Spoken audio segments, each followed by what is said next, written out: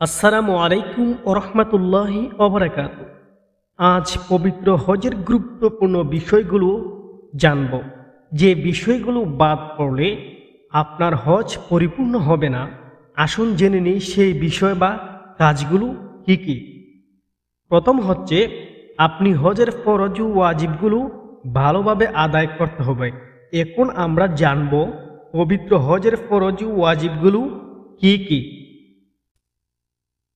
হজের ফরজ হচ্ছে তিনটি।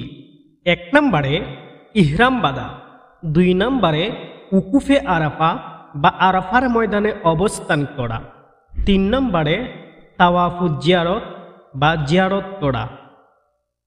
হজের ওয়াজিব ৬টি। ১ নম্বরে সাফা মারওয়া পাহাড়গুলোর মধ্যে ৭ বার সাই করা মানে দৌড়ানো। ২ নম্বরে উকুফে মুজদালিফায় ৯ জিলহজ মানে সুবে সাদিক থেকে সূর্যোদয় পর্যন্ত এক মুহূর্তের জন্য হলেও অবস্থান করা।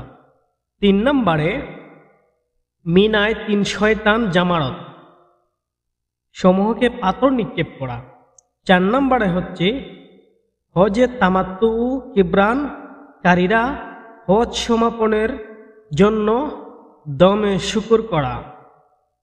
৫ নম্বর ইহরাম খোলার পূর্বে মাথার চুল কাটা।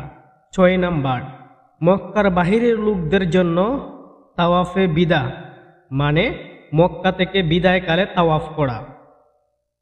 এছাড়া আর যে সমস্ত আমল রয়েছে এর সবগুলো সুন্নত বা মুস্তাহাব।